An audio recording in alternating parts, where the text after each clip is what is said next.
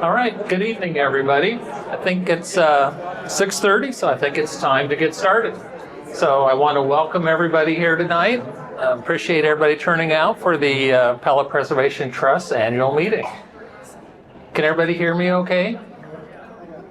Too loud, too soft? Perfect, just right? Okay, very good. My name is Bruce Borchi. I'm president of the Pella Preservation Trust this year. And so, yeah, just want to welcome everybody to the meeting. And we're hoping to have a fun and informative meeting tonight. So to that end, we're going to start out with just a little bit of Pella history trivia.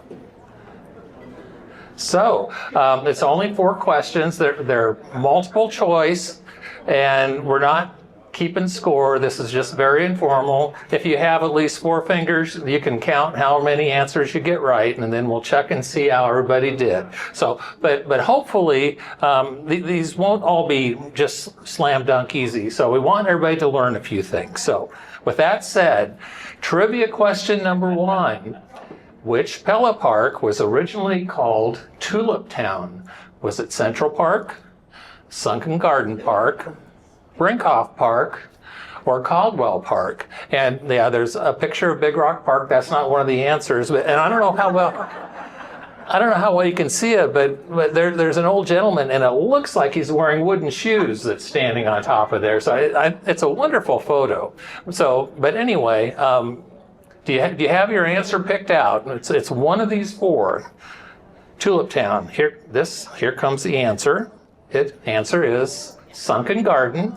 Was originally known as Tulip Town, was built in 1936, was the first year that they started working on it. It took till, I think in 1937 was when the windmill was added.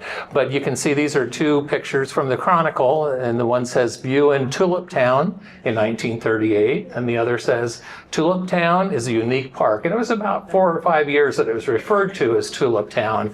And eventually people, they were afraid that when visitors came to Pella, they would think the whole town was Tulip Town and would be confused. And if they had said, well, where's Tulip Town? They said, well, the whole town. No, there's a park. So the Chronicle suggested the name be changed to Sunken Garden. And I think that picture on the right is so interesting, because if you look in the background, there's like 1 house and 1 barn and nothing out there. And now there's at least a half mile of town developed out past that way. So 2 very cool photos. So how did some of you have the right answer? Awesome. Okay, ready for number 2. Which of these has not been the name of a Pella movie theater? The Colonial, the Electric Palace, the Cozy, or the Strand? And again, we have a picture. Now, the Holland Theater is not one of the answers, but I'm sure a lot of you people remember the Holland Theater. It's amazing. The Holland Theater has been gone for over 25 years, and that just makes, I don't know, it seems like only yesterday that I used to go to movies there. But so 3 of these were actual names of movie theaters in Pella. 1 isn't, so if everybody has their selection, the answer is the Colonial. There was Electric Palace. The picture on the left was the very first theater in Pella, opened in 1907, was located on the south side of the square, and actually this building is now the entrance to Jarsma's Bakery. So that's where the Electric Palace was, and it was there till 1916, so it went almost a decade. And for part of that same time, the Cozy Theater in the center there, I like that KO with a backwards ZY. I think that's kind of classy. But so that was located where Thistles is today, on the east side of the square. And then later on, the Cozy changed owners and changed names, and it became the Strand Theater. But for a while, Pella had 2 theaters from 1912 to 1916, 2 movie theaters in downtown Pella. Seems hard to believe, but they eventually merged. The Electric Palace sold their equipment to the Cozy, and in 1916, those 2 combined. So that's our second question. Does anybody have both right so far? Oh, yeah, we got 1 or 2. Okay. Third question. This is one of my favorites. Which one of these was buried in Central Park in the 1870s? Only one of these is right. So was it Henry Scholte's chest of gold? Was it an elephant? A Civil War cannon? or a lion. And here we have a picture. This is Central Park as it appeared probably in the early 1870s. So one of these was buried. Everybody have their answer picked out? Here's the correct answer. A lion, a circus lion, died in Pella and was buried. So this is the actual ad from July of 1878, appeared in the Pella Blade. It was all one column long. I split it up into three so you could see it a little bit easier. But you can see that where the arrow is on the right, it talks about the lioness and her cubs. So actually it was that lion's mate that died. And there was a little article in the Iowa State Register that there was a Pella Notes section, and they talked about this. And they said, the other day, the lion that was buried in Central Park was resurrected by Dr. Lathrop of Ottumwa, who will make a respectable specimen of him for his museum. So he was evidently a taxidermist. And then it went on to say, during the resurrecting process, the perfume around the vicinity of the square was of the kind not generally retailed in stores, yet it managed to draw a good crowd. So I thought, well, that's really interesting. So there's your trivia. Central Park had a circus lion buried there for 2 or 3 days before it was resurrected, kind of like Lazarus, I guess. So question number 4, and I thought this was appropriate since we're in the Opera House. Which one of these has the Opera House not been used for? So 3 of these have been located in this building. 1 has not. An automobile dealership, a soda pop factory, a mattress manufacturer, or a cement block manufacturer. So, and in this picture, this is probably the very earliest photo of the Opera House, was what appeared in a 1902 publication. And you probably can't read it, but in the little triangle on top, it says 1900 Opera Block. And I think they've recreated that on the front of the building. But so that's a little tangential information for what's coming up on the next slide. But does everybody have their answer picked out? Yeah. 3 of these were here, 1 wasn't. So the answer is an automobile dealership. So these are articles of all the other things. There was a soda pop factory here in 1906. So Messrs. Gladstone and Seibinger announced that they will engage in the manufacture of pop in the city.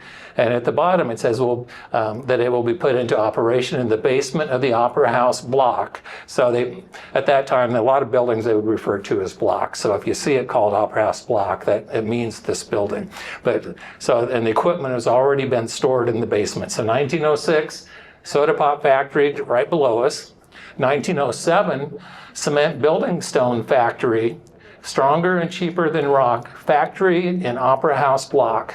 And that actually ran for several years because I found an ad for them still in 1913, so at least 6 years of a cement manufacturing factory, probably on this level, right where we're seated.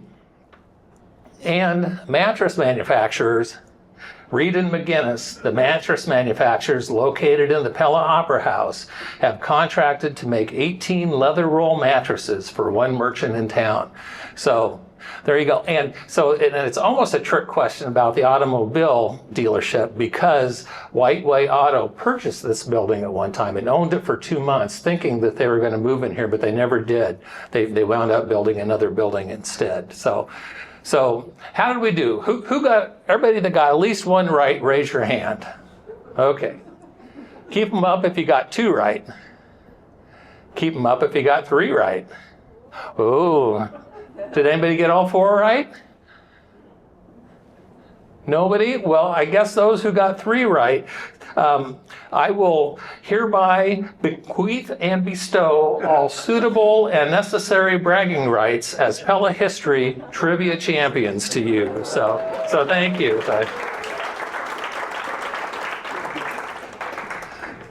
So with that, we're going to talk a little bit about the history of the trust.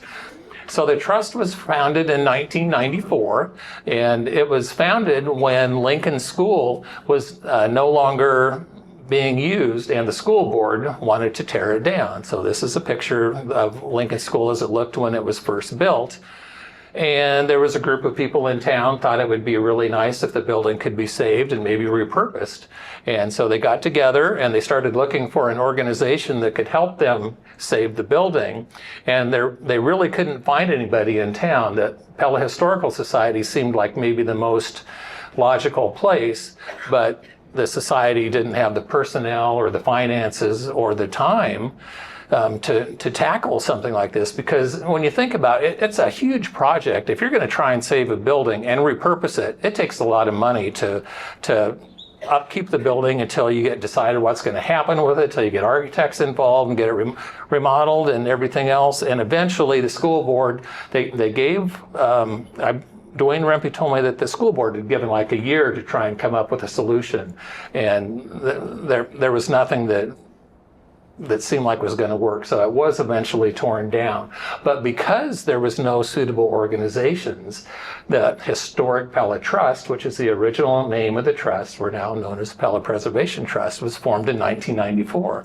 Lincoln School was torn down in 1995, and many people were sad to see it go. Now, there's kind of a correlation in this, in that when Lincoln School opened on January 2, 1906, oops, sorry, wrong direction. Got to go forward, not backward in time. It replaced Park School. Park School was the very first purpose-built school building in Pella, which is located where the post office is today. It was in the west parking lot of the post office, and then there's a little house where Mark Wiskus has his financial group in there. And this building stood on that site. And it was used as a school until 1905. And at that time, when Lincoln School came online, there was also the old Webster School, or no, I'm getting confused here. There was, old Webster School and Lincoln School were around. So Old Park School was no longer needed, but at least at that time, they had the foresight to continue using the building, and they continued for about 30 years. And in 1935, as you can see on that photo on the right, it was eventually demolished. And the Pella Chronicle at that time noted that the landmarks of Pella are gradually disappearing. And that kind of, when I read that, I've gathered articles over the years where people have lamented the passing of landmarks and buildings. And so I just kind of want to read through a few of those, because Dick Reinsberger, in a 1953 Pella Chronicle, wrote, he said, "I know how anxious folks are to have things up to date. Take down the old landmarks of years, almost centuries, and replace them with modern buildings. But I will bet that the day will come that Pella people will wish they still had a few of the old landmarks placed by the first settlers." And then Harriet van der Linden had written a letter to the Chronicle in 1938, and she said, "No one regrets that any of the new and commodious buildings that have taken the places of the older ones. But it is to be regretted that while these changes were taking place, we were without the needed vision to appreciate the fact that in the going of some of these old landmarks of Pella, we were losing something that would be impossible to replace, and something that would have become treasured more and more as the years passed by. In the going of these old landmarks, the historical interests of Pella and vicinity have lost values that can never be replaced." And a couple years after that, a gentleman by the name of William J. Verplug wrote that one day the old Park School was gone. Thus, another Pella landmark had seen its day. And then he kind of went through a litany of other buildings that had disappeared. And he said, the old Viersen home, which is the one you see on the top left, the John D. Goss mansion, the one on the upper right, which was on North Main Street, just south of where Garden Chapel Funeral Home is today. And the old Viersen home was also on Lincoln Street, just a little bit south and on the other side of where Lincoln School is today. And he listed the church on West First with the inscription I used to wonder at as a child, and Deo spec nostra a refugium. And that's Scholte's old church that you see in the bottom left there. Old Central, which is the building in the center on the bottom. and the old Pella Opera House, which this is not Pella's first opera house. There was an old church building on the corner of West First and Union Street that was used as Pella's Opera House in the 1870s. And then he also mentioned old Dutch homes, and he said, all have seen their day. It occurred to me many times over that at least one or two of these milestones of the past could have been kept in repair to perpetuate the cherished thoughts of happy days and to mark the contrast between the rugged old-fashioned and the high standards of the modern. And then he concluded, but it was only a dream. But when the trust was formed, Mr. Van Verploeg's lament that it was only a dream was finally put to rest. And since that time, the trust has been instrumental in saving or helping to preserve many of Pella's remaining historic properties. And these are just a few of the properties that the trust has been involved with preserving. And our mission statement is to promote and protect buildings, sites, and landscapes important to the heritage of Pella, Iowa. And part of the promotion is education, and that's partly what we're here doing tonight. And that's the education and letting people know the history behind these buildings, why they are important then and why they are important now is essential to maintaining our heritage. And that's what our organization is focused on. And these are, like I said, a number of the buildings that some we've purchased, some we hold conservation easements on, some other people have placed conservation easements on themselves. Some are in historic districts that the city of Pella has zoning ordinances that protect historic districts, offer some protection from being torn down and altered. So this is a brief introduction to the trust, and now I'd like to introduce the board members. And so if you're here, if you want to raise your hand or stand up, these are in alphabetical order. Dodie Boat, and I know Dodie was manning she was at the front door. I saw her come in earlier, I thought. Oh, okay. All right, there she is. So Dodie is a longtime board member. Oh, yeah. Yeah, she's inviting you all to renew your membership. So. And I'm president of the trust this year. Matt McCullough, our treasurer, is not able to be here tonight. He's out of state on business. Dwayne Rumpy, Dwayne's been floating around, so he's in the back corner there, anchoring the back of the building. Dwayne is actually a founding member, along with Eunice Kuiper-Folkerts and Bob Klein and some others of the organization. And Dwayne has a distinction of having been on the board from the very beginning, so he's got 31 years of service in. So we all owe Dwayne a huge debt. And Wayne Steenstra, Wayne is past president. There's Wayne up here in the center, and Wayne, like I mentioned, is one of our past presidents. And Summit is our most recent past president. She's sitting up front over here. Sean Thomas is along the back wall. One of our more recent members, a transplant from California. But he's not a Pellan by birth, he's a Pellan by choice. So there we go. That sometimes speaks even more than... And Lila Turnbull, sitting up here as our vice president this year. Mary Van Wyk, I don't believe is here tonight.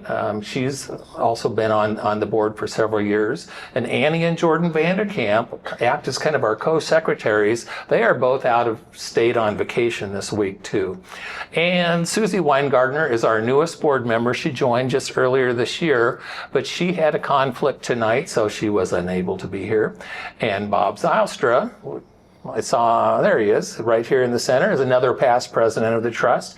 And Jeray Kelly, I'm proud to introduce our new executive director, just joined us earlier this year. So Jeray is getting her feet wet.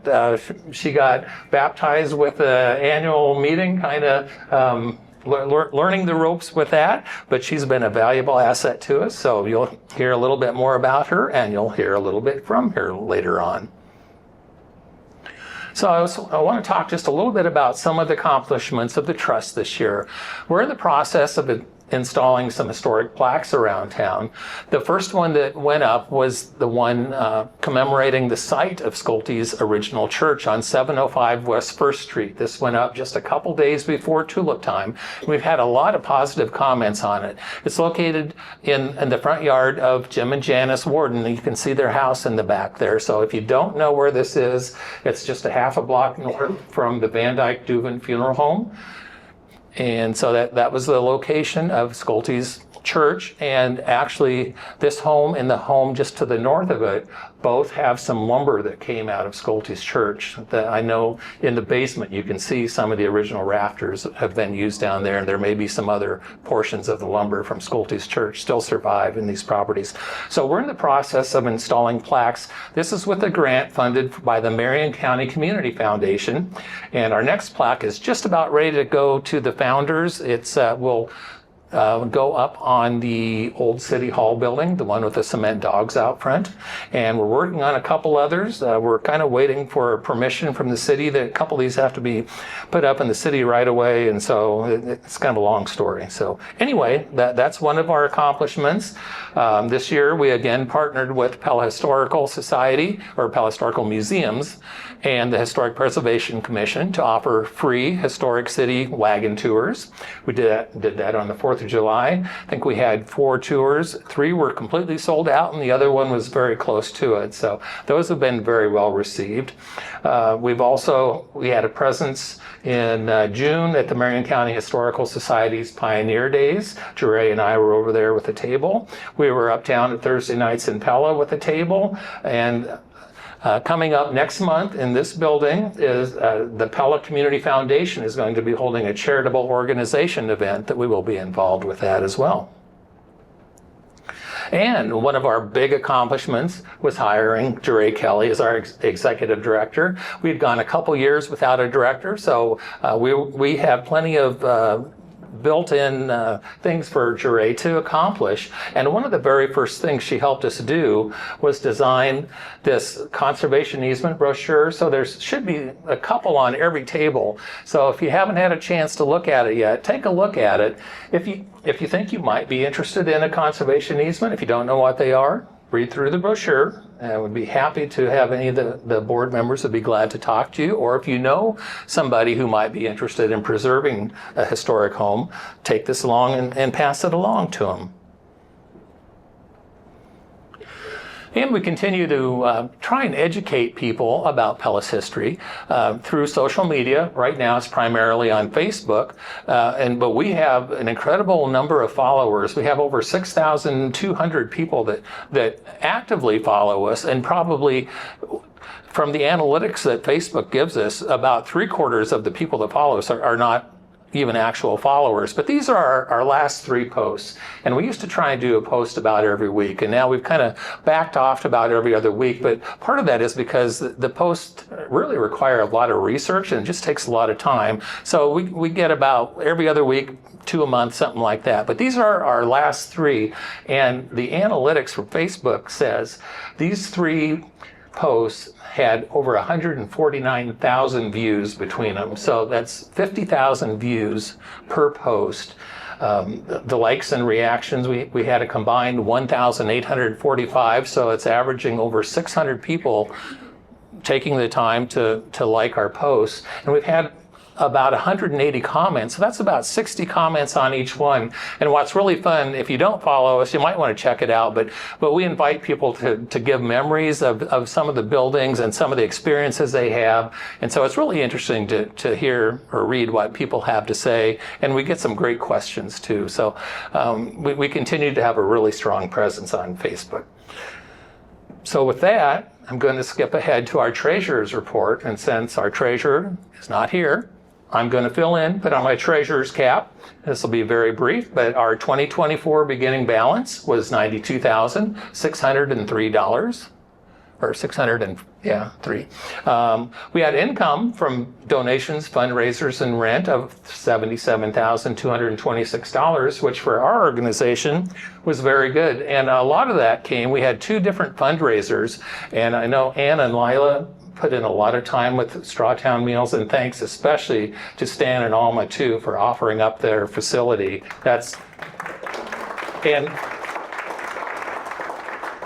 And to Eunice for allowing us to use her recipes and go back and relive some wonderful memories of the Strawtown Inn. So that was very special. And our expenses, we had about $32,735 in expenses. And some of that dealt with the Prins House, since that was donated to us by the college. And we in turn donated it. We offered to cover all the expenses from the college to cover their all the legal fees and everything else to get everything transferred over to us. So that amounted to $32,000. But we actually came out $44,490 ahead for the year. And so we had an ending balance last year of $137,093. We put $50,000 of that into a CD, and we're excited because with this conservation easement program, our hope is that we can start to use some of these funds to offer people grants in exchange for conservation easements. So we're very excited to be in this position. So we have right now at the end of last year the available funds in the amount of $87,093. We also own 2 properties, the Tuttle Cabin and the Soul Sleeper Church, where Pella Books is located. So got to give DJ a little plug for Pella Books. And so with that, it brings us to our awards presentation for tonight. So I will ask Jeray to come up. And we're not going to be going through in the exact order that these properties appear in your brochure. However, I think you'll be able to hang with us on this. So the first one is to Kevin and Michelle Jones. This is a preservation award for the work they've done on 512 Franklin Street. And unfortunately, the Joneses had planned to be here, but had a conflict with their son's football, I think. We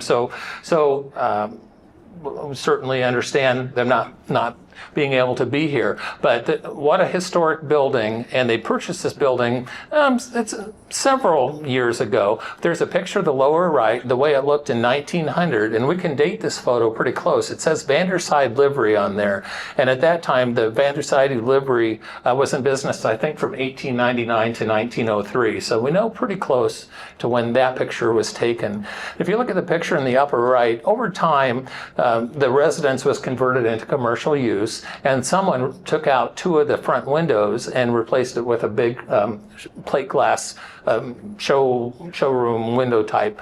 And the Jones took it back to its original configuration. So the picture on the left is the way it looks now. I think Big SIE has just moved into there. And they also, on the side of the building, and maybe a little bit hard to see in these pictures, but the brick was in really poor shape on the east side. And if you can see, there's a band of about 8 bricks or so. And I don't know if it's the way the bricks were fired at the time when they laid it, but some of those bricks were almost totally gone. And so they worked and replaced the entire east wall with other locally sourced soft brick that have been rescued from other buildings. And Wayne, were you involved with some of that, or is it? Well, the bricks came from the Grunman home, which is north of town. Oh, from the Grunman home, north of town. Okay, that's very interesting. And so, because of their restoration efforts on this building, we want to recognize the Jones, and we have a certificate for them, which we will see that they get, but we certainly appreciate all their preservation efforts.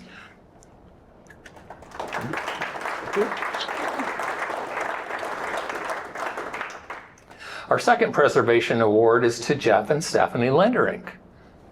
And if they would like to come up front, we're honoring them for their property at 811 West 3rd Street, and they have done extensive renovations to the outside of that building and are working on the interior right now. And if you read through some of the notes that you have in the brochure, we found that one of its earliest known residents were Frank and Dora Kester, and Frank, it turns out, was a woodworker at both the Birkins Wagon Factory and then later on at the Garden City Feeder Works. And we're thinking that it may have been some of his handiwork that's still visible in this, in the ornate woodwork on the exterior of the building. And also, the Lenderinks have placed a conservation easement on the home so that the home is protected and will be around for future generations to enjoy. So we'd like to honor them with the certificate.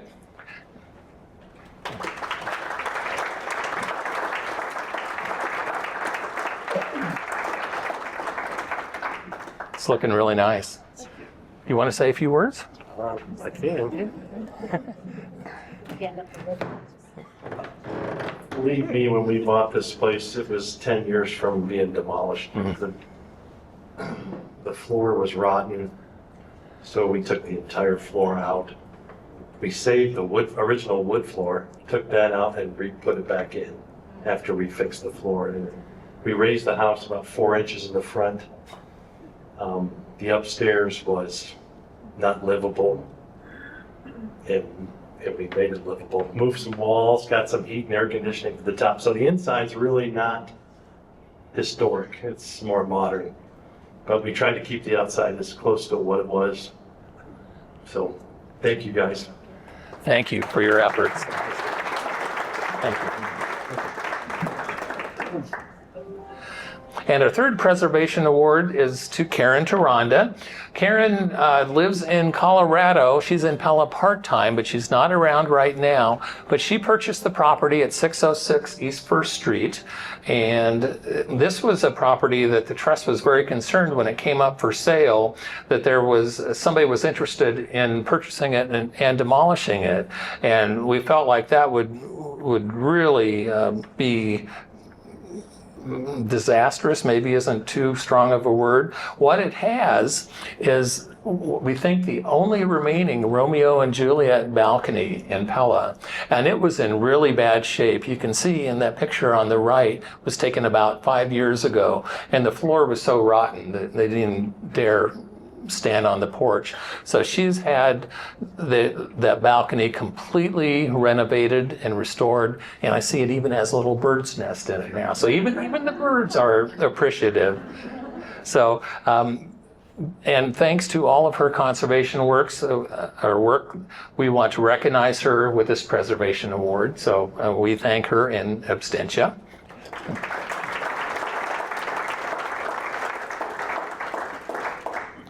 And our last award is the Century Award for the property at 508 Liberty Street. And Chuck, if you want to make your way up to the front, or there he is.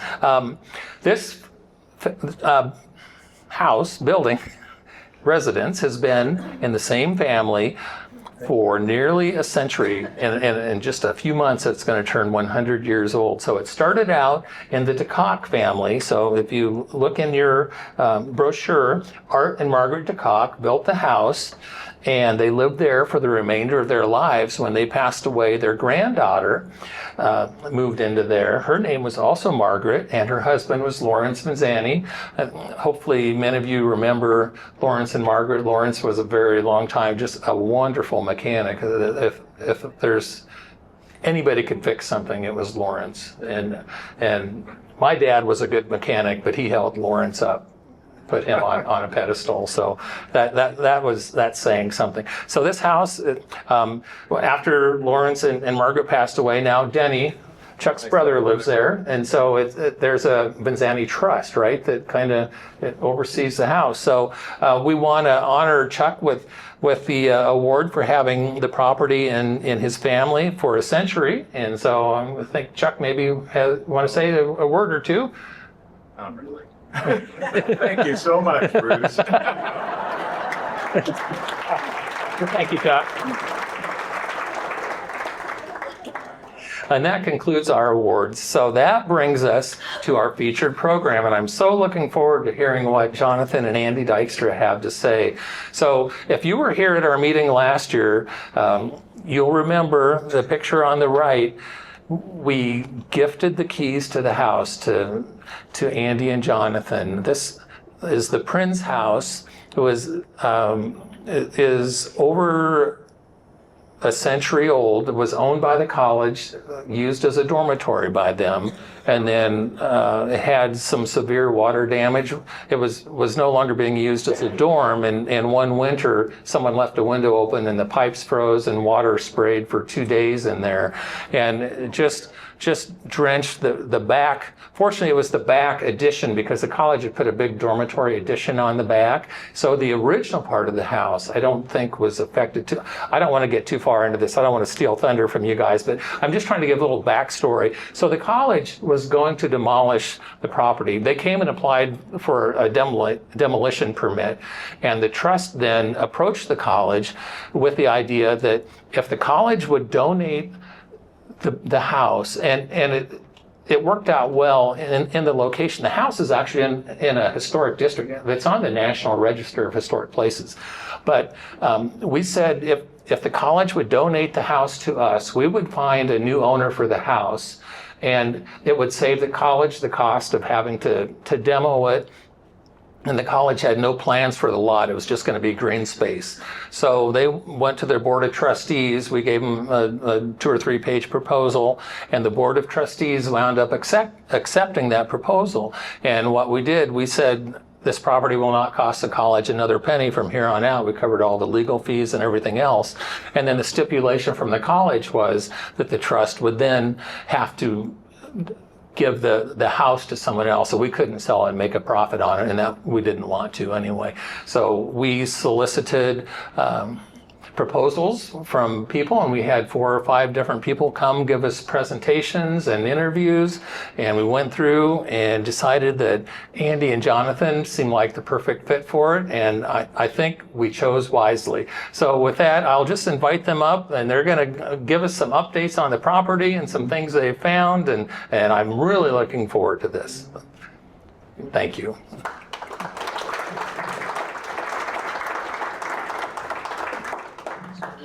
Yeah.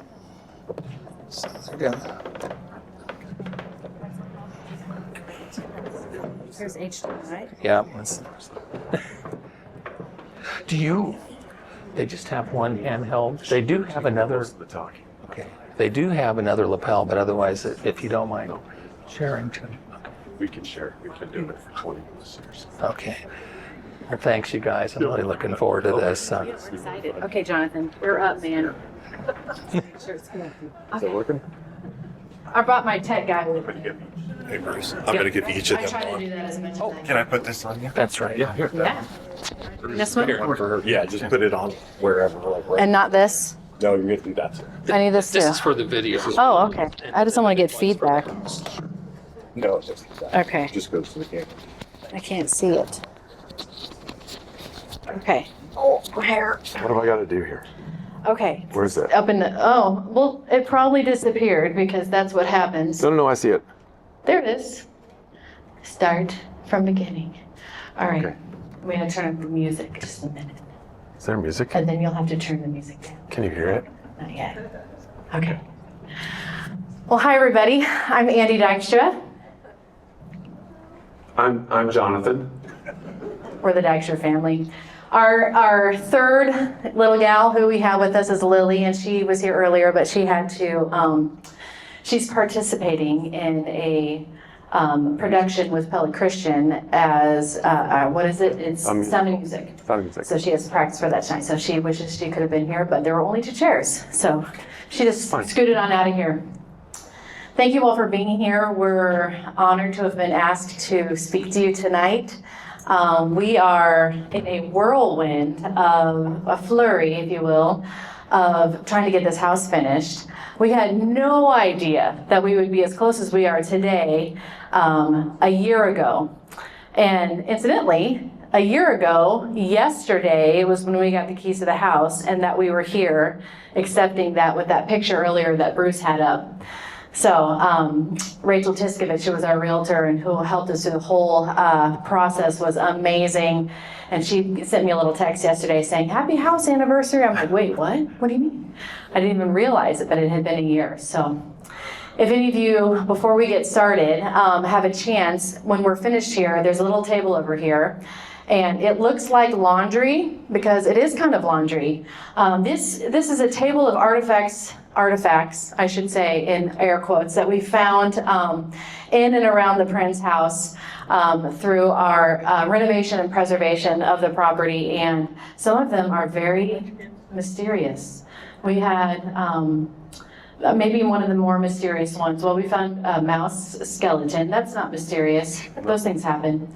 But we did find an entire outfit from the 80s, women's outfit, including leg warmers, in between studs, totally walled in, with no ductwork around it. So,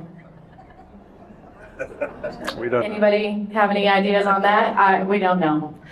So you'll see that over there. We found another men's shirt. We found book reports. We found books. We found calendars. We found hairpins.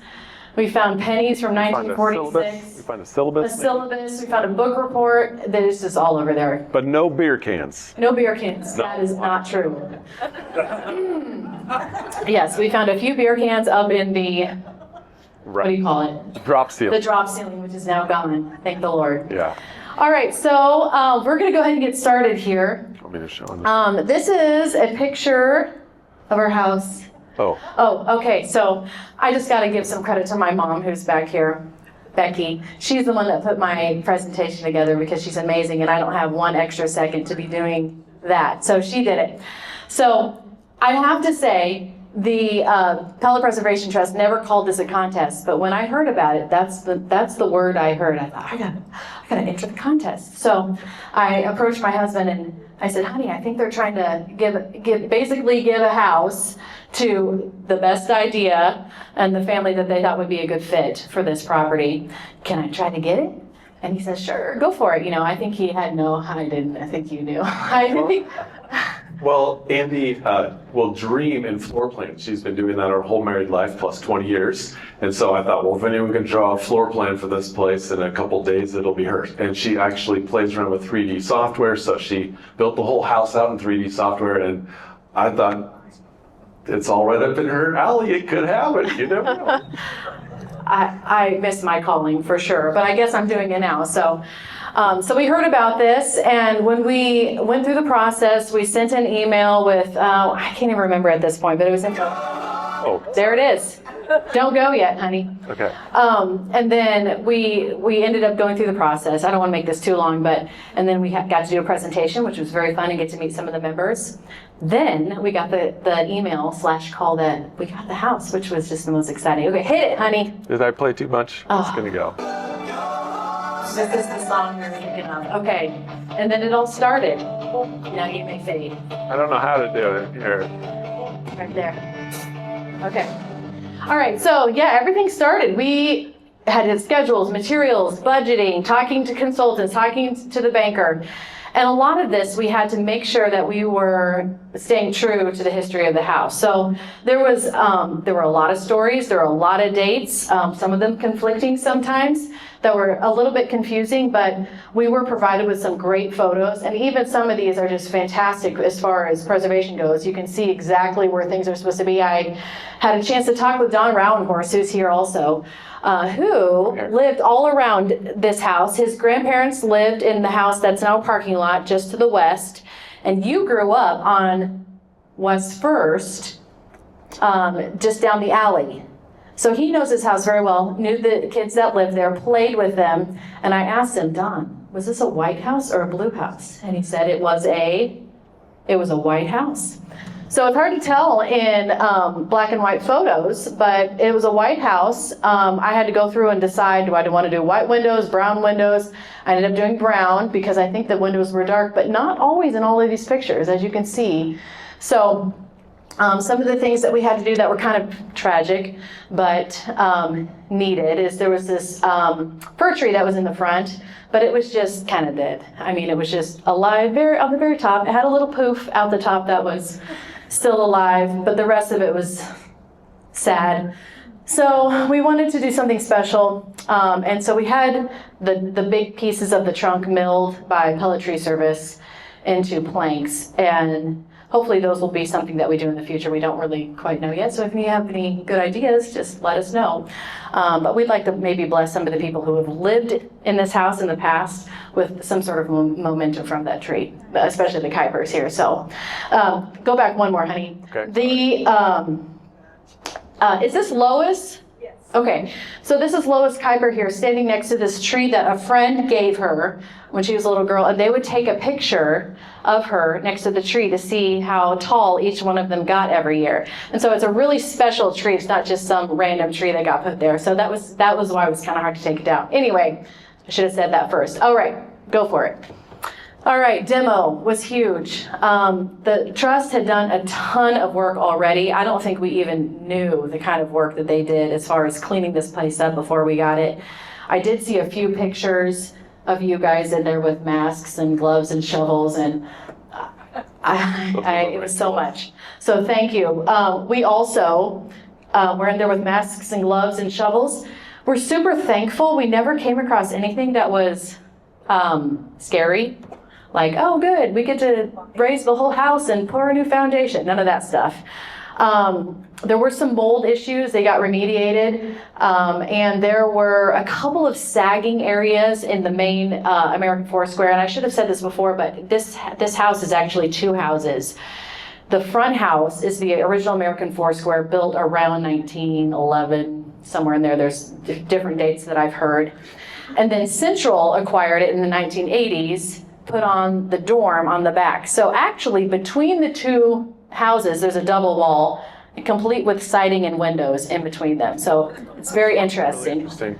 Yeah, and I ought to say as well that the feats of engineering that went into building that dorm so that it connected to this house and was still livable were pretty amazing. So like the basement is level. The first floor, you have to step up about 18 inches to get to the back. And the third floor, you have to step up 3 inches to get into the back. So just watch your step if you ever come into our house. So you've seen some of the pictures of the demos. Down here in this lower right-hand corner, you'll see some of the beams that were put in to raise up the main living room area. That helped all the way up into the bedroom areas. You can see that these load-bearing walls were not really load-bearing anymore. There's lots of holes punched in those bricks, and they're just crumbling. So we ended up putting more supports there. I say we very loosely. Joe Brofart and Brofart Builders is our contractor / brother-in-law. So he does all the things we ask him to do, and he is awesome. Just cannot sing his praises enough. This is a picture of everything all gutted, but with walls up still, so we took out a bunch of walls. It was originally a 16-bedroom dorm, and so we just didn't need that many. I think we brought it down to a conforming 6 plus 6 bathrooms, so 6 bedroom, 6 bathroom, which is still too many, but better than 16. Okay, let's Go to the next one? Yeah, let's go to the next one. Oh, go back one. Sorry. Show the door. We're so thankful. There was a pocket door left. So Central had encased this entire opening from the original entrance with a fire door. That was my first thing that I did when I got the keys. I went in and I got that fire door out of there, which was really heavy. And the pocket doors were there, and they're still there, and we're super excited about that. Okay, go ahead. Big jewel. Okay, this is new designs for the basement. We opened up the basement and preserved one dorm room down there. In this middle picture, you can kind of see it in that back corner. And the new style of the basement has a kitchenette, it has a bathroom in the same places that the kitchenette and bathroom used to be. But we did actually dig out all of the sewer all the way to the road. We dug out all of the water lines all the way to the road. It had, if any of you remember what happened at Jefferson Place a couple of years back with a big water line break, we had that like ticking time bomb going on as well. So I've heard, not know if this is true, but I've been told by some of the facilities guys at Central that back in the 80s, they didn't want to use PVC for their sewers like we do today. And so this place was full of 5-inch and 6-inch copper piping, 4-inch and 5-inch. 4-inch copper mostly. 4-inch copper piping. So the recycling that took place with the copper was unprecedented. So now replaced with PVC. Don't tell Central. Okay. Next. All right, yeah, let's go next. All right, so our first floor, we sort of differentiate between the front of the house and the back of the house, or the old house and the new house. If you can see in this lower right-hand corner, this is the original chimney that went up, and we actually left that in that particular room we're calling the library. We took it out after that, so in the upstairs, it's gone and does not come out the ceiling or the roof anymore. This middle one is the step up, that 18-inch step up that we talked about going into the back of the house from the front. And we've gotten to do all kinds of really fun, like salvage, architectural salvage things where we've been able to build bookshelves in the library with things that we've found, and we can hopefully pull them all together and to be cohesive. This middle picture is really interesting here because this is when we took down the wall in the main floor, and you can see the back of the house from the dorm. You can see some of our wallpaper, which we saved over here. There are about 5 different kinds of wallpaper. You can see the window, you can see all of the trim and all of the things. We saved all of that, hopefully to be used for something else. So, and you can go ahead, honey. Okay. All right. Oh, this is a fun picture because this is the upstairs bathroom. This was the culprit bathroom that the window got left open. And there used to be a little partition there at the end of that cabinet stack that had a, A sink in it? Thank you, sink, and some copper piping that got burst because of it. So we've left that footprint exactly the same because that was the room that it all happened in. So this is some of our new trim going in. This happened probably 2 weeks ago. You can see some of the doors up there. So we were very fortunate. This house had 2 attics that have no trusses going through it, so they're all usable attic space.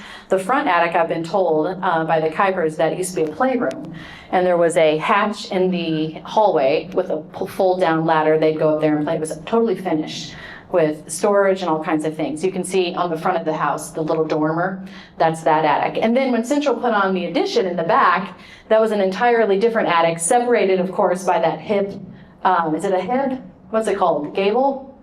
Roof? Anyway, whatever kind of roof it has, it's separated. So we did bust through that. You'll see that in upcoming pictures. And up there, we did find a treasure. We found one door that was left over. All the other doors had been replaced by institutional doors, and those were very heavy as well, and we got rid of those. But we were able to send one door to a custom woodworker, and he made us all poplar for upstairs and red oak for downstairs doors for the house. Complete with plinths and casing and all of the fun headers and everything. So this is a special room here in the middle. We really wanted to utilize the attic because it's a ton of space up there. It's really unique. We had to put in 2 furnaces and 2 ACs and 2 all of, it's the square footage is high, so that's what they recommend. So we needed a climatized attic anyway, so we thought we'd just finish it. And my mom had the great idea of putting a secret staircase in one of the rooms. So you will see 2 different doors here eventually that look like 2 different closets, but one of them is a secret staircase. And Joe was funny. He says, I don't think we can do that. It's going to be too steep. It's going to be too narrow. So I went over to Intveld and I measured their little stairs. And I said, Joe, we can do it. We have enough room. And he said, okay. So then he did it. And it was really, really neat. We'll have pictures of that here in a little bit too. That's awesome. Yeah. Okay. Next. Yep. All right, we have a little apartment because my mom and dad live with us, which I think is the most wonderful blessing of my life. And I do too. And Jonathan is, yeah, that's the most important thing, right? Very much so. Yeah, so we put a little apartment on the back part of the upstairs, and you can see some of their kitchen going in. This is their marble floors and everything. We were able to steal some windows from downstairs when we replaced those and made them a nice bank of windows for the living room and an exterior entrance as well. So this was actually done today, these butcher block countertops. So Joe was working on that this morning. Here's some attic pictures. Okay, here's the attic. So let's see if I can figure this out for you here. Do we have any original pictures? Yeah, this is kind of the original here. This is the original front. Okay, so this is where we cut it out right here. And so that's the clear north side of the attic. These are the stairs going up, and there used to be a chimney that came right here. And it was super yucky and you moldy, can and see we the had to take hole care up of in all of that. Yeah, so that's now been re-roofed and everything. And then they sheetrocked it. This back part where the furnace is going to be a movie theater there. The whole thing has been closed cell insulated. It is just, the climate up there is lovely. We love it so much. So the kids hopefully will have, I say the kids loosely, our 15-year-old and all of her friends hopefully will enjoy spending time up there and watching movies together. So, okay. Next. Oh, This is the best part of the house. We love it so much. From this original picture here, the two things that we wanted to add to the exterior, one of which we've done, or are still working on at least, is on the east side of the wraparound porch, you can see a screened-in porch, and you could have seen those also from the Kuiper photos that we had at the very beginning with Lois standing next to the tree. Their entrance was to the north, ours is off to the south, and maybe if you've driven by the Prins House, you've seen that door. This door is repurposed from Steph Voss. She found it for me. She's been great finding all these fun antiques for me to be able to use. I originally wanted to put this, so we finished the floor. Sorry, I have 1,000 things going on in my brain. I sanded the floors. They're in pretty good shape, but Sherwin-Williams has a great product that you can put on deck and docks that's good for very, very weathered floors, and it's been fantastic. So that is all screened in now. We originally did this because we have 2 little outdoor kitty cats that I really want to stay with us. We can't put them in the house. And I thought, well, maybe if I just lock them in the porch for like 2 weeks, they'll stay. They can't go in the house. And so Jonathan discovered the porch once it was done. He's like, this is the best part of the house. They can't come on here. I'm like, whoa, what do I do? So anyway, we're gonna have to. We'll figure it out. We'll have to fight that one out. Okay. Anyway, so the porch is there and we just love it. And you can see in this top right picture as well, there's a sleeping porch that came off one of the bedrooms. In our current plan, that is the master bedroom, and it's a very small bedroom, as old houses often are. And the future plans after we move on are to put that sleeping porch on again. However, from the inside, it'll just feel like one big room. We'll take that entire wall out that goes off into the sleeping porch, so it'll feel a little bit more like a master. Like a master bedroom, exactly. But from the exterior, it'll still look like just a little sleeping porch. So we're looking forward to doing that as well. Oh, these are some of our fun finds. This is maybe one of the funnest parts for me, is the treasure hunt, trying to find different fun things that we can put in the house. A lot of these were found on Facebook Marketplace. A lot of them were found by Steph Voss. I think I got a doorknob from Anne that was from her dad's house, your grandfather's house. This was okay, has anybody ever been to the Restore, Habitat for Humanity Restore? Every once in a while, you can find a really cool piece there. This commode is from 1864. When I took off the marble, I'm going to turn this into a vanity for a powder room. It said 1864. It has the original furniture stamp on it. It is just the coolest commode. So that will be going in one of the powder rooms as well. This door here on the right came from, someone's going to have to help me with the name. It's the farm east of Vermeer that was taken down, house. Right, Vanderbeiden House. And Joe went and pulled that out for me. I was so sad because somebody crashed it. There's an edge glass window. So I'm on the hunt for another edge glass window if anybody has any feelers out there and can help me out with that. But that's going to be going actually on an interior door jamb in the house to separate the basement from the upstairs. Oh, I should say one more. Another really fun place to find treasures if you are a renovation person is Changing Places in Des Moines. Has anybody ever been there? Oh, you have all missed out. This is the best store. It's all used furniture, used antiques, but it's all good quality things. Consignment. And so we discovered this really cool brass fireplace fender there that we purchased for the fireplace as well. More? Yes. All right, so this house had old systems, all of them. Old electric, old telephone, old everything. So all of that has been replaced. It had an old fire suppression system. And the black water sludge that came out of that when we took it down, I might have just stayed in the house. It was the most horrid thing. So just beware, if you ever get to do a commercial property that has the fire suppression hoses and sprinklers and stuff, these things that are above us, just beware. Okay, just gird yourself up, put your mask on, you'll be fine. Okay, so there's a lot of windows in this house. The house we live in currently has 4 windows. It's a little baby house. And so I haven't even counted them yet. I'm not gonna count my troops. So we have replaced like 6 of them. And over the years, we will replace more. So as you look at this side of our house, which is not the prettiest side, you will see that there are different kinds of windows, and you will see them getting replaced over the year. over the years. We will also be replacing siding eventually, but that is not today. That is not this day. So hopefully we'll be able to do all of those things too. This house is made for speed because of this guy right here.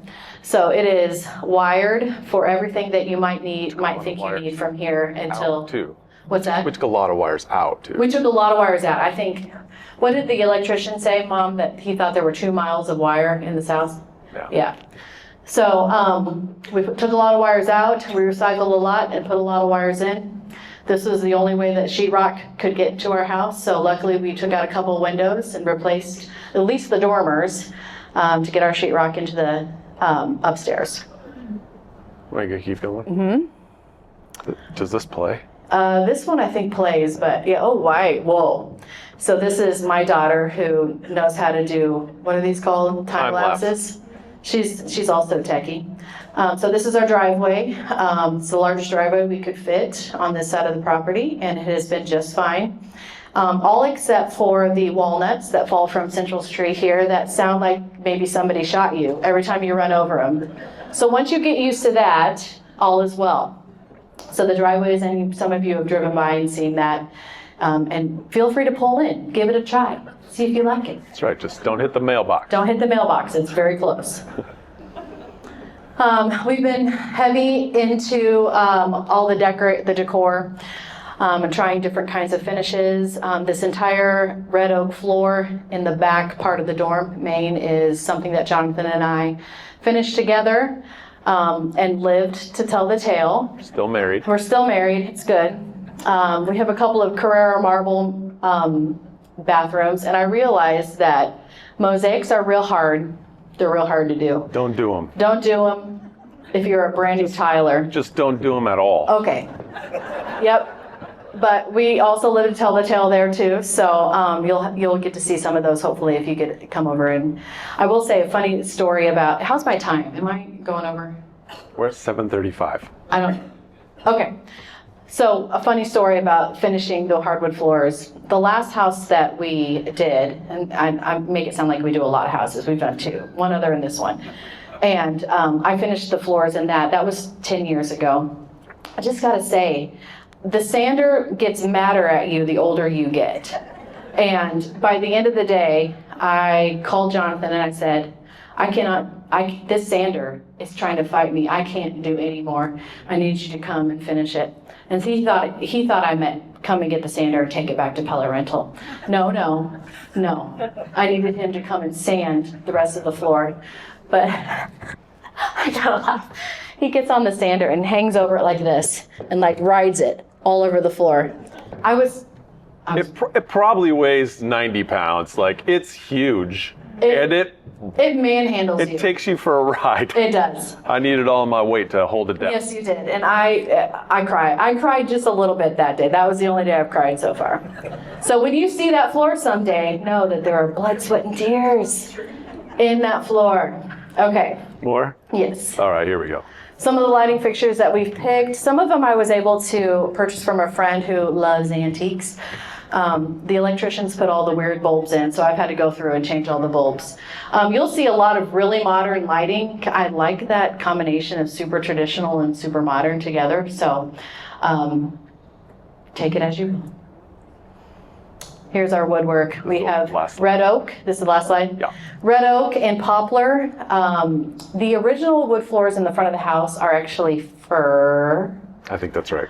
But we could not find that, so we ended up putting oak in the back as well. And we have a new front door going in here too soon. So we are really close to moving in. I told some of you that we're 2 to 4 weeks out, but I've been saying that for 8 weeks. So I have a lot of hope that it's coming soon. We did get carpet in the upstairs this week. There are wood floors under the carpet, and some people might not like that, but I cannot live on wood floors in a bedroom. I just can't do it. I feel like there's sand under my feet. You know, you just gotta have something cushy up there. But the main floors are all original carpet. And, I'm sorry, wood. Original wood, not carpet. Original carpet's real old and yucky, but no, original wood. And so it's beautiful. The trim feels like something that we don't deserve. When it came in, I thought, oh, this is too much for us. It's pretty. So it's very, very pretty. nice. We had Mahaska County Millwork work on that, Ben Doak, and he's done a fantastic job.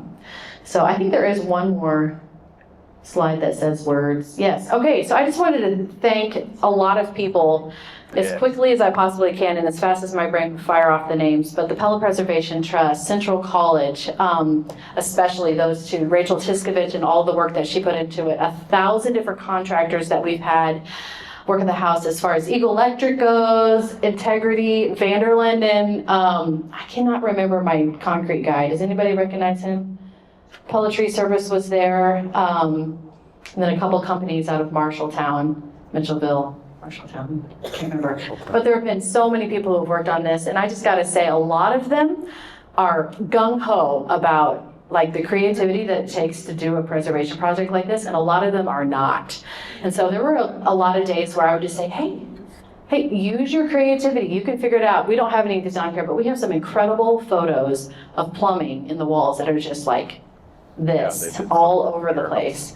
And some of them really enjoyed doing that. Some of them did not. So just if you're going to go into a project like this, make sure people know it's going to be a little different from a new construction project. It's going to take some, brain power to sort of do things outside of the box differently than usual. So I've heard lots of people ask if we're going to do tours or anything like that, and we're totally open to doing that in the future when it's mostly done. But it is going to be a work in progress. We are going to move in with the front part not finished. We're going to work on that as we're going through the years, and I think it'll be probably a lifetime project. Yes. Yeah. And I'd like to thank my wife, who basically is the grease on the skids for all the things from beginning to picking it up till now. I really just want her to let me go back to work almost all the time, and that doesn't mean moving stuff for her. But we do a lot of that too. So my sanctification is on the line almost every day. And but I absolutely love her. You can tell she's got plenty of charisma, and her brain works great about this stuff. She's excellent with people, as you can tell. And so I actually really love being married to her. I just don't want to do anything with houses. I would have said this every day of my life, but I'm married to a woman who loves that. And husbands, you guys know you love the things your wife loves. And I love her in an environment she's great at. And so it's really wonderful to see her in her element. And obviously you can see that too. So she's fantastic. And I want to stay married to her till we're dead. I like you too, honey. Oh, thank you. You're sweet. All right.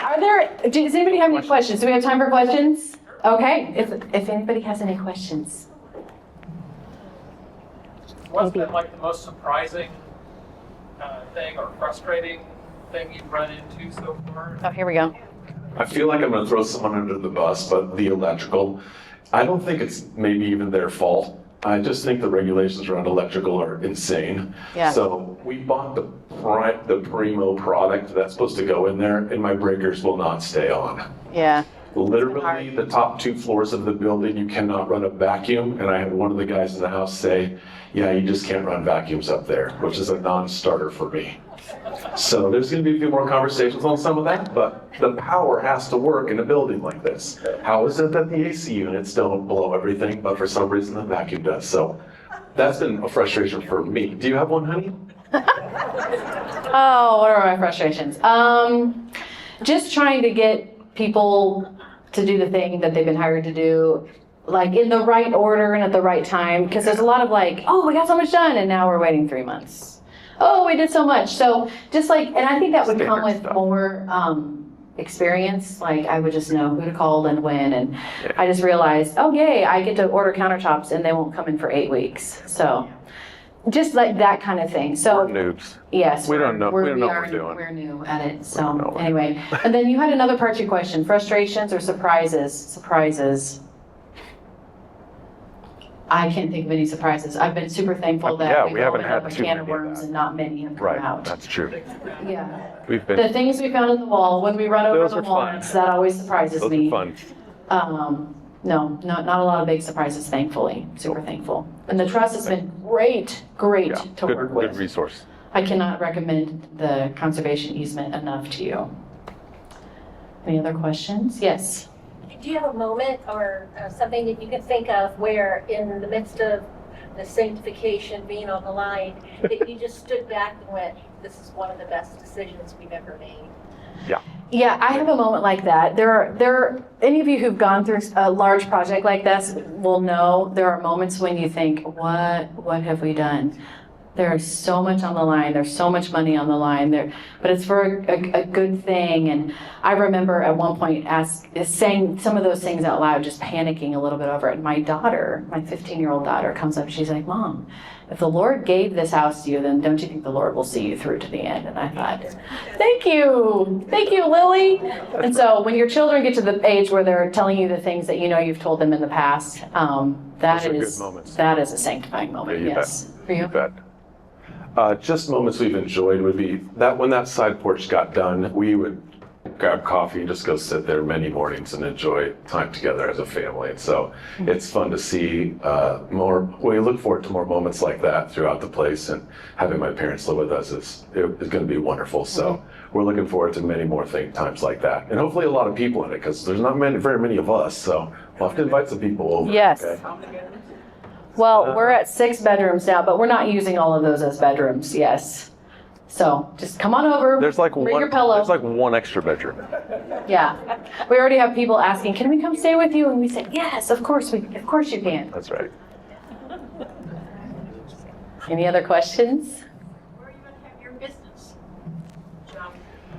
So I have a computer repair business, and it's in the basement because I always work in the basement. So it's still in the basement, mostly in all that area that was flooded with. I found out 3 feet of frozen water. So that's pretty insane to think about. But we'll be in there.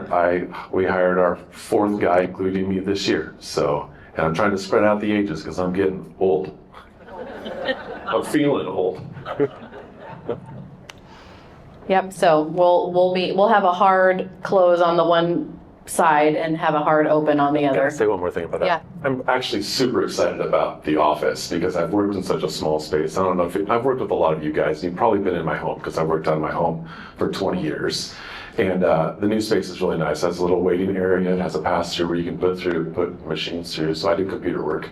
And I'm going to have my own office. I'll be able to close the door. So some of that stuff we feel very blessed. There's lots of times too where, to Bruce's question, we stood in the house and thought, we didn't do anything to deserve this. And so we want to try to be as good as stewards of the thing that was given to us as possible. So that's how we feel about it. Yeah. Well said, honey. Yes, sir. So through my preservation efforts, I've been blessed with a lot of stories from past families who've owned the homes. Realizing now that you will be making those exact same stories, you need to find a way to safeguard those and combine them all for future generations. Yeah. The biggest problem I see in today's efforts of preservation is as great as and easy it is to document everything, it all gets lost. Yeah. We don't take photos that end up in albums, they end up in phones, which end up in drawers. Yep. Yeah. So if I can give a little advice, make sure in a photo album and in journals and stuff, this all ends up there. It's an enormous effort you guys have taken, and I'd hate to see it all lost. Yeah. For sure. Good words. Okay. Good words. I'm looking forward to when we don't have quite as many things pulling at us to sit down, do some writing, and do exactly that. My father-in-law is a pretty decent historian, and he and my mother-in-law actually too, and they've spent a lot of their free time gathering data already. They will come over and go, guess what we found out about the Prins House? Guess what we found out? So we've got a lot of stuff that we've acquired already, but you're right, getting into something is an effort for sure. We did an open house on ours, and we left the journal out on the table. I think we have something like 60 entries in it now. Oh, that's great. All from either people who've lived in the home or visited the home, or their memories, their grandparents told them of the home, and some of them are absent. Yeah. We've had some of those great stories. Yeah, I can only imagine if I were going back to a house that I grew up in and being able to see all of that too. What a precious gift to be able to visit a house that you grew up in, for sure. It's a good idea. Yeah, thank you. Well, thank think of all the Central students that have memories from there, because I've had many approach me. Hundreds, Uh-huh. thousands, hundreds or thousands. Some places it's Yes. Bruce was just saying, think of all the Central students that have lived in this house. I think probably, I mean, of the houses in Pella, it probably has had the most people living there of any house in Pella. If you think about it, I mean, if you had 16 and if there were roommates, you've got, Not as many as Big Red, okay. All right. I don't know what, Washington Street, 1111, where we started Strongtown. Okay. Yeah. Those people because were those originally separated and then they got connected? Yeah. You betcha. Yep. Yep. You're right. I stand corrected. I'm really sorry. We have to leave. Oh, And I don't want to because you two are just absolutely delightful. bless you. Thank you, And Eunice. Excuse me, but we couldn't live without him. I know, he's the best. Me too. And I have my Michigan son and his wife that came in this afternoon. They just texted me that our supper is ready. Well, off you go. Don't miss it. Off you go. Thank you, Folkers. Thanks Have for a good coming, night, you you guys. guys. Yeah. Yep. Wonderful. Well, bless you. Thank you, Eunice.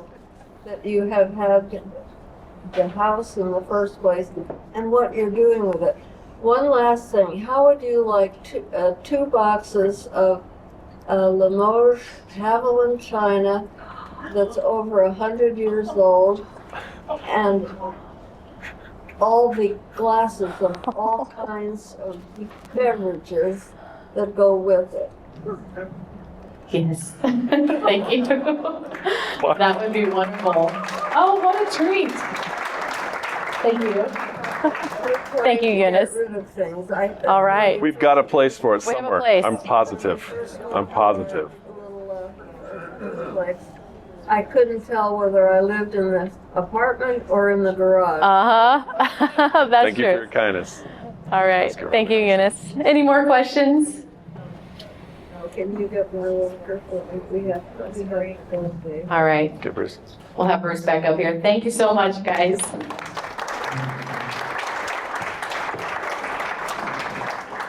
Thank you, Bruce. We'll just leave this here for now. Well, thank you very much, everybody, for coming. I'm going to have Ray come up here, and I think she's just going to kind of conclude the evening for you. But I hope you learned a few things and had a good time tonight. So thank you all for coming, and I'll let Ray finish up. So thank you.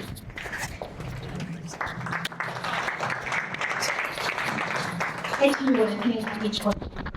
I know that you all have choices. I know that you could be someplace else tonight. I know that you have other things that are pressing.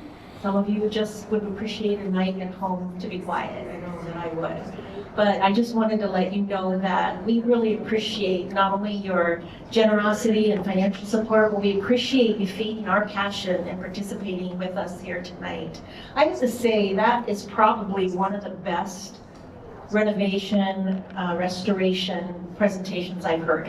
I thought it was really amazing. I really appreciated the openness and vulnerability, that you had and sharing just the reality of what it does, not into a relationship, but that it's worth it, like a lot of things. And I want to encourage you, if you have any questions or you want to be part of the trust, or you're not sure what that means or what you could do to be a part of it, I want to invite you to reach out to any of our board members. We're totally dependent on your generosity and your participation. We're looking forward to